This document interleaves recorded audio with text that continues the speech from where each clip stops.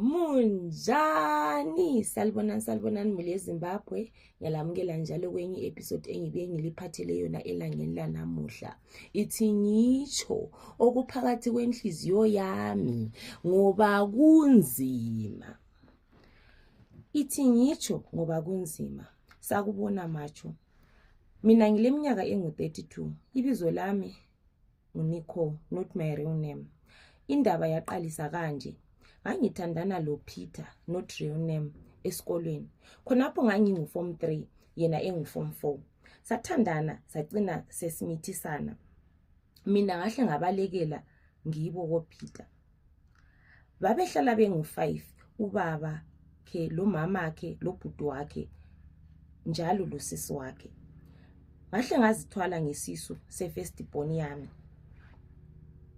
Mina ngahle ngayekela isikolo, yena uPeter waqedisa ukubhala uform 4 wapasa. Ngizithwele khonapho ubaba kaPeter waqalisa ukuyenza ama-actions lawana okutshengisela ukuthi uyangifuna.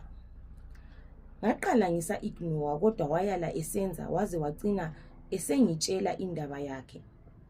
Iqiniso ukuthi mina ngingumuntu ozibambileyo kodwa lelo langa angazi ukuthi ngakhululeka kanjani ukufika khonapho.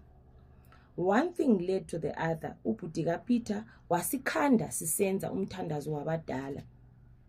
Wahle wathi ufuna ukutshela umama wakhe lo Peter.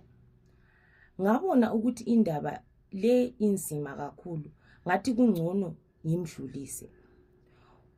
Uyazi wayemelele uPeter lo mamakhe, mina ngahle ngathenga umuthi wamagundwane. Ngamfakela ekudleni kwakhe. Ngapheka ukudla wayala ukudla kwami, wathi uzadla ukudla kwakhe okwakusefrijini. Wathi engena etoilet ngahle ngathela umuthi ekudleni kwakhe ngahlanganisa. Waphenduka wathatha ukudla wadla waqeda. Waya erumini yakhe. Umama lo Peter babuya elokhe ephakathi. Manje ukuthi ngiye erumini ngangisaba. Ubaba kaPeter wayerelaxile vele angazi ukuthi wayethembeni. uPeter nguye owahamba esithi echeke ubhuti wakhe. Khonapho uvalo lwalungenzani. Sezwa umuntu esehlaba umkhosi, sonke sagijima saya erumini, sathola igwebu elimhlophe liphuma emlonyeni wakhe. Wayesefile. Babiza iambulance kodwa bayala ukumthwala besithi usefile. Babiza amapholisa babuya bamthatha. Bebhizi abantu bephithizela. Mina ngahle ngalahla ukudla konke okwakusele ngoba ngangisesaba ukuthi maybe bazobona umuthi lwana. Ngathatha ukudla konke ngahamba ngaflasha etoilet okwakusefrijini. Mhlanokho abantu bahle baqalisa ukubuthana bezobamba izandla. Mina ngaqalisa ukubona isipoko sakhe ubhuti kaPeter engakabekwa esesemochari. Ngangisithi mhlawumbe ukuthi ngiyenze isono leso, maybe luvalo. Isidumbu sabuya sangeniswa endlini. Lapho ke ngathwala nzima ngesipoko sakhe kodwa ngabekezela ngoba ngangisesaba impilo yami. Kusasa kwakhona isidumbu sesifuna ukuyabekwa, emnyango sayala ukuphuma. Bazama zonke indlela kwayala babeka phansi. Bathi asizameni njalo isidumbu sayala ukusukuma. Kwabuya abanye obaba abangu4 baba ngu8 kodwa bayehluleka. Abadala babuya bancengisa laye sasukumiseka isidumbu.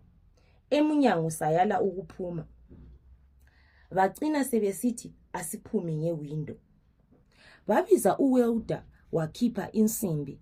Bathi bezama ukusiphumisa iboxi lawohloka laba ngamapiece. Ibhodi yasala phandle. Khonapho wayekhala igazi, umlomo uvulekile njani.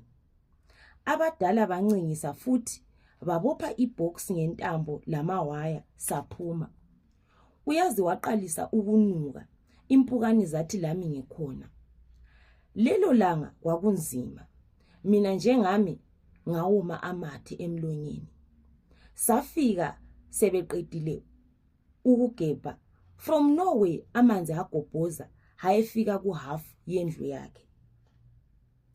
Abantu baqalisa ukukupa amanzi ngapha impukane zibhunza hayikhona.